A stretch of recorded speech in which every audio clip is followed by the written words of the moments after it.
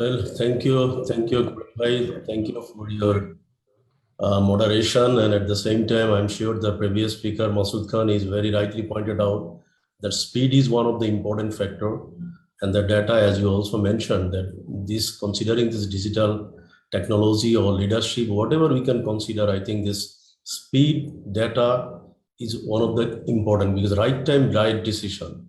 Because you see that if you are not creating the high performance environment, then you see the success is inevitable. So that is why I should say that look, there is a lot of possibility of the people to deliver extraordinary result through the technology. As Masood Khan is mentioned, and some of the example he already pointed out. So I'm sure that the people like to know that this data should be 100% authentic because everything new, people are very much aware about the quality, commitment, lot of cases. You see, if we consider the Western world, they always like to give the commitment that your job will be completed within 2 weeks or 3 weeks. But you see, before 2 weeks, I think 99% cases they are successful. They are trying to commit in the deadline.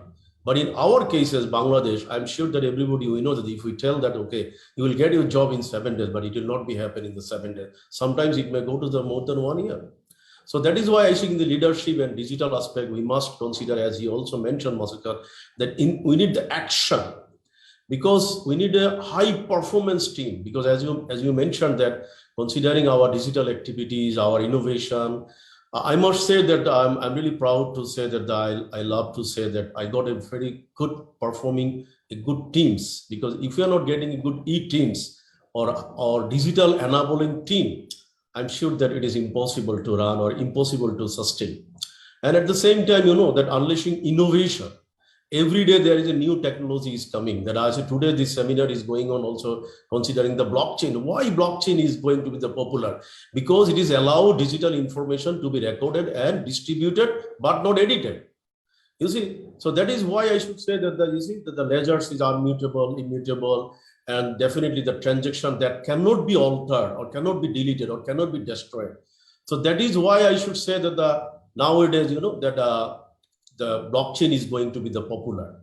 So new innovation need to become, and I'm sure that everybody will agree that the data is already Masood Khan is also mentioned repeatedly. The data is considered as a currency. Data is considered as a powerful tools. And definitely, if you go to the Bitcoin, and what is Bitcoin? Bitcoin is also based on the cryptocurrencies using the blockchain and using whatever technology and everyone this. So this Bitcoin or the digital currency, you see our finance minister is also yesterday in his budget session, he also repeatedly mentioned that they will more focus on the digital currency or the cryptocurrency. So that is why I should say the continuous the learning and development need to be involved. As you also mentioned that in our university, we always try to focus, the research should be focused on the real world impact, what's going on to the whole world. I think we need to consider it. So every semester or every month, we are trying to send our people to the lot of other university in the overseas country to know the reality, what they're doing. So that is why the real world, real data analysis, and of course the smart funding, because a lot of cases, a lot of organizations, they don't like to invest money. I hope that as Mr. Habibullah Karim, I hope that you already aware about it. Everybody is eager to use the technology, but they don't like to ensure the smart funding. Because if you're not ensured the funding, I am sure that it is impossible to make the digitalization. And at the same time, you see that nowadays, that the blending learning or, there's physical and digital, this total technology is also going to be the very popular because due to this COVID-19, everybody is understand. So this mentality of the academician also need to be analyzed through the data because again, I repeatedly told that data and analytics need to be considered not only the faculty. If you just consider as a decision maker, as a board of trustee, if I myself or our team is already analyzed, I think never we can present the update curriculum focusing on the outcome-based education. And definitely, that university earlier, the library is considered as a vast knowledge hub. Or a lot of cases, it was considered that in respect of sustainable university, you library and other information. But now is the data, now is the digital technology, now is innovation, now is creativity. So these sorts of matters need to be considered. And everyone, we know what happened in the whole world in the every 60 seconds. I think every 60 seconds, there's a tremendous change. As Masood Khan is also mentioned, I hope that everybody will agree that the quantum computer is already in the market. So whenever commercially it will be spread to the everywhere, how much change will be coming? I think all lifestyle, all business entity and everything will be changed. I think the financial organization and every sector will be rapid change. As we know that before mobile technology, what was our scenario in our country, but after mobile, what is the scenario in our country? So that is why I should say that thank you Thriving Skill to organizing this wonderful session. And I'm sure that again, I should say the leadership, technological development, disruption, embrace the new technology, and must give the honor to the innovative people. I must say, I always love to say that, because one of the key strengths for every organization should be to honor the young and new talent. Because if we are not nurtured the new talent, I think the talent like us, because 33 years, maybe we can able to implement a lot of new idea. Because if I am telling the Habibullah and Karim, I think it is impossible now to bring the new idea by Habibullah, because he has multiple engagement. He is a leader now. You are a leader now. So if you can like to change your company, if you like to change the country, you need to create a lot of the good leader, new entrepreneur, or new startup, or new people. So that is the core strength, I should say, the considering the digital technology or digital change. And thank you very much. Thank you. Let me come back to Mr. Subul Khan from the last round. Is that you are actually training up people for this new environment through your university. Thousands of students go to your university in the aspiration of learning new skills, knowing or learning new things and acquiring new skills that will allow them to survive in this new environment of Industrial Revolution 4.0, where, as Mr. Masood Khan has said, change is a constant threat. So in that environment, how do you actually impart these skills to your students? Because your curriculum takes a lot of time to change, right? You cannot change curriculum every year or every 6 months, but you must, I'm sure you have found a way to impart the necessary skills to your students so that they can actually acquire these skills as the situation changes. And while you speak on that, I would also like you to tell us a little bit more about the innovation fund that you have put together under the Daffodil Group in order to encourage young, go for startup ventures. So these two things, if you can, talk on, discuss now. Thank you. Well, first of all, I give you the second answer first. So it will be. I'm sure that it will keep clear for you. First of all, you see that whenever the COVID-19 is affected, I think we took one great initiative. We just firstly introduced our technology, whatever we already implemented, as Masood Khan has already mentioned, that a lot of the companies already invested or implemented ERP, but somehow they are not utilizing it 100% or properly. So in the COVID-19 scenario, I think that this was a great opportunity for our group or our family, Daffodil family. We just implemented the system in such a way, we made everyone bound to go through the system. Because every month the system is analyzed, how much performance or how much contribution and value addition he or she is doing to the company. So based on the outcome of the system, we can easily identify who performing 100%, who performing 80%, who performing below standard. So then we bring them, all of them, because at the time of the COVID, a lot of the people are facing the salary problem, a lot of the things are problem, but we are trying our best to help people or all of our staff. Please, you use the technology, we'll take care about your salary, but you must go through the system. Without system, we will not evaluate you. First 1 or 2 months, we face the tremendous problem, but later on, slowly, I think everyone is habituated. At the same time, the student is also not aware, because they know the Google Meeting, they know Zoom, but we already introduced the Blended Learning Center. It's called the BLC. So through this BLC, all of the course curriculum and all of the lecture, all of the resources, we are trying to bring in a one platform. like as one of the learning management system, but that is very interactive. We are using the online proctoring, we are using a lot of the assessment tools. So what happened, the student also learn while they are studying in our university, because a lot of cases student, whenever they get the graduation, after going to any of the company, they do not know the proper technology. But now you see admission to everything we are implemented in our university. Even the student paying their tuition fee through their smart card, we call the one card. They're paying their all of the payment, cafeteria or whatever kiosk or every place has, even the transport system, they are paying from the one card. So these sorts of system we are trying to implement at the grassroots level. So whatever the teacher also know day to day, because as you already mentioned that it is very tough to change the course curriculum every year. But again, we are trying to use the technology, because technology is overnight, we can change it. Every month there's a new technology is coming. We are trying to give them the proper training and habituate them to use the technology. So this is called, and how can we get the innovative people? You already mentioned. So we also implemented one fantastic system.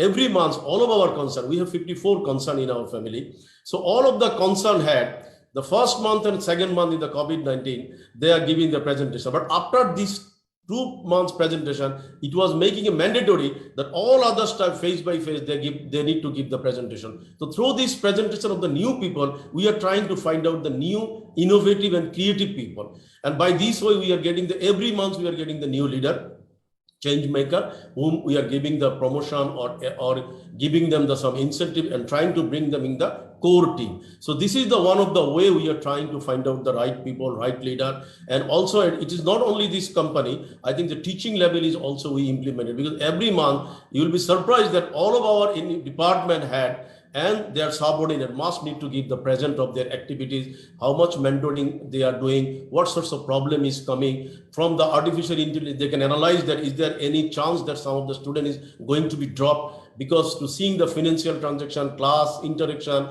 mentoring, easily we can identify how much student will be dropped in the next 2 to 3 semesters. So these sorts of technology we are trying to every day. And at the same time, you also first question that course curriculum, and I hope that you will be happy to know that from our university, we are trying always the new subject. And the multimedia and creative technology you already implemented, I think before 12 years back. I'm sure that the whole Bangladesh, I think majority of the market, our students are dominating now. And now we are again going to introduce another subject, completely creative technology based on the innovation and change maker. And this course is also we are developing, and we are hopeful that we will start in the very soon. So this is the one of the way we are trying. And also inside the campus, as Masood Khan is also mentioned, that robotics, of course, that without robot, I think in future we cannot consider ourselves also. That's why we also developed the robotics labs. We also developed the innovation lab. So through this innovation lab, what happened? There is a lot of commercial 3D printer, a lot of CNC cutting machine, a lot of the component we are bringing inside the innovation lab. So students are coming, they are trying to produce their innovative idea and try to commercialize through this innovation center, and we are giving them funding. And I hope that you will be happy to know that from in our university, we also developed one entrepreneurship development fund, which is called EDF. It is completely interest-free, no hidden charge, nothing. So a few crore of taka we also keeping for this entrepreneurship development fund. That is all of the innovative idea we are trying to help them. So this is the some of the few of the way we are trying to implement slowly. But again, I hope that you will agree, and Masood Khan is already mentioned, because mindset, people don't like to unlearn.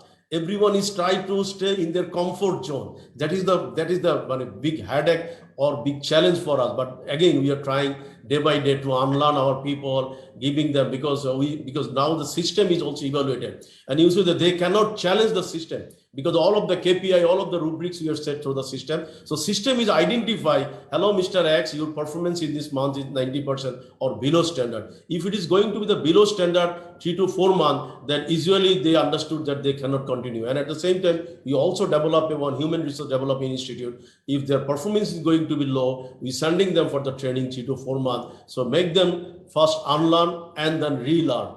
So this is some of the way we are trying to implement. So I'll come to now Mr. Suhur Khan for your parting thoughts, concluding thoughts regarding how the young generation can use technology and their learning ability to put them on a path of success in the coming decades. Mr. Suhur Khan. Thank you, Karim bhai. I'm just completely agree and echoing with Masood Khan, because in professional aspect, I think he already pointed out all of the right point. But beside this, as a businessman, what exactly we are expecting from any of the new people, we always like to see they need to understand the result oriented. That they should be the doers, because always we love to say that they need to know what is called the value addition, because at the end of the day they are working a lot, because majority cases we are find that a lot of senior junior experienced people, they are working like a clerical job, they are coming, they are doing job, but how much it is output based. A lot of cases they do not know what exactly called the return of investment. So these sorts of matter we are facing repeatedly, and we are trying to develop our people. And whenever we are getting some of the few people, those who are challenge taker and those have the doers mentality, and usually one of the another technique we are now using, because a lot of cases when we are finding that he has as Masood Khan is mentioned, he don't have the team spirit. So then we just push him or her to go through some training.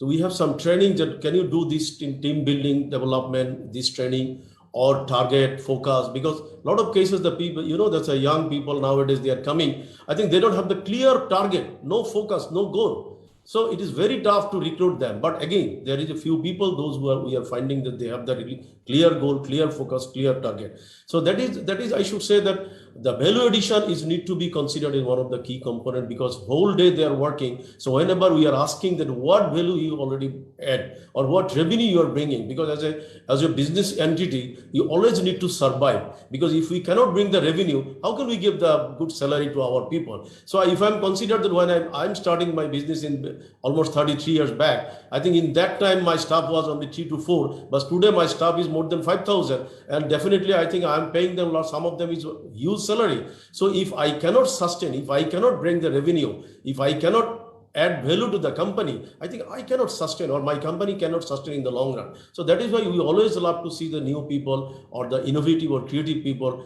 they have this sort of doers mentality and leadership mentality or not. Thank you. Thank you. So first of all, I worked in multinational companies for 38 years.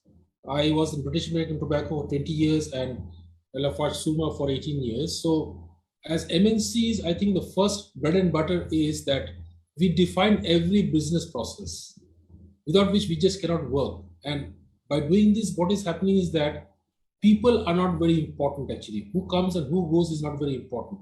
What is important is the defined processes. They come, they see the processes, they implement that. If somebody goes, somebody else comes, they know exactly what is to be done.